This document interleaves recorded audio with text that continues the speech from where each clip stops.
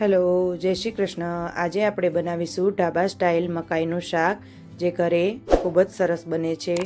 તો નવી રેસીપી શીખવા માટે અમારી ચેનલને સબસ્ક્રાઈબ કરો અને બાજુમાં આપેલી બેલ આઇકનને જરૂરથી દબાવજો, જેથી તમને અમારી નવી રેસીપીની નોટિફિકેશન મળી જાય. તો ચાલો આપણે બનાવવાનું સ્ટાર્ટ કરીશું. એક પેન લેશું, તેમાં બટર લઈ લેશું ને થોડું તેલ લઈ લેશું. સાથે બંને લેવાથી બટર દાઝશે નહીં. હવે તેમાં લસણ અને આદુની પેસ્ટ લઈ લેશું. લસણ જ્યાં સુધી થોડું લાલ થાય ત્યાં સુધી તેને સાંતળીશું. હવે તેમાં સમારેલા લીલા મરચાં લઈ લેશું. તમારે જેવી તીખાશ જોઈએ તે પ્રમાણે તમે લીલા મરચાં લઈ શકો છો. હવે તેમાં સમારેલી લીલી ડુંગળી કે સૂકી ડુંગળી બંનેમાંથી તમારે જે લેવી હોય તે તમે લઈ શકો છો. મેં સૂકી ડુંગળી લીધી છે.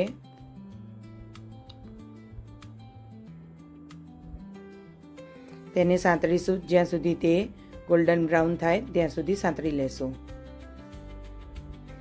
હવે બધા મસાલા કરી લેશું. તો હળદર, લાલ મરચું, કાશ્મીરી લાલ મરચું, કસૂરી મેથી, ધાણા જીરું, બધા જ મસાલાને પ્રોપર મિક્સ કરીશું.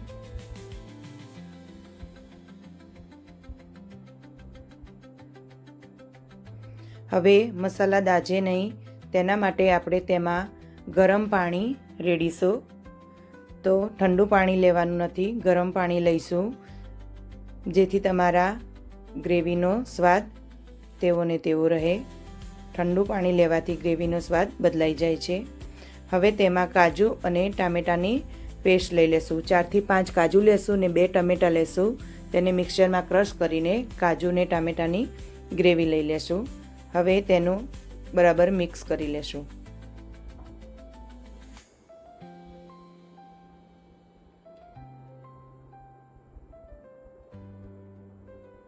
હવે તેમાં સ્વાદ અનુસાર મીઠું લઈ લેશું. બધું જ મિક્સ કરીને ટામેટાની ગ્રેવીને 4 થી 5 મિનિટ સુધી થવા દેવા, જેથી ટામેટાં સરસ ચડી જાય. હવે તમે જોઈ શકો છો ટામેટાં સરસ થઈ ગયા છે. ગ્રેવી પણ સરસ દેખાઈ રહી છે. હવે તેમાં થોડું ગરમ પાણી ઉમેરીશું. અડધા કપ જેટલું ગરમ પાણી લઈ લેશું. બધું જ બરાબર મિક્સ કરી લેશું.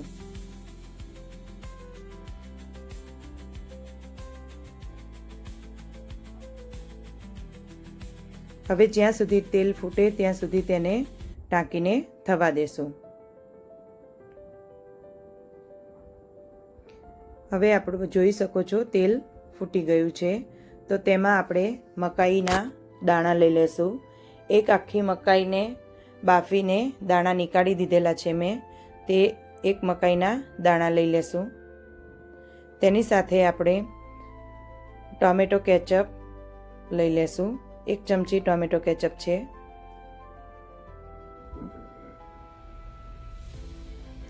હવે તેમાં ચાટ મસાલો લઈ લેશું. ચાટ મસાલો આ સબ્જીમાં ખૂબ જ સરસ લાગે છે. થોડી ખાંડ લઈ લેશું, કોથમીર લઈ લેશું ને 1 ચીઝની સ્લાઈસ લઈ લઈશું. હવે બધું જ મિક્સ કરી લેશું.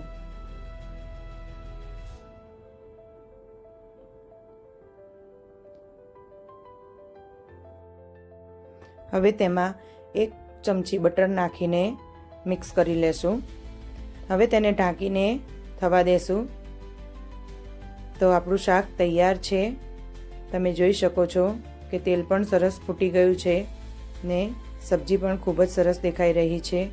તો હવે તેને આપણે સર્વ કરીશું. આ સબ્જીને રોટી, નાન, પરાઠા સાથે ખૂબ જ સરસ લાગે છે. તમે જેના સાથે પણ ખાવી હોય તે ખાઈ શકો છો. આ સબ્જી રોટલા સાથે પણ ખૂબ જ સરસ લાગે છે. તો તમે બનાવો, તમને કેવું લાગ્યું તે મને કમેન્ટ કરજો ને આગળ તમારે કોઈ નવી રેસીપી શીખવી હોય તે પણ મને કોમેન્ટમાં લખીને મોકલજો. એન્જોય.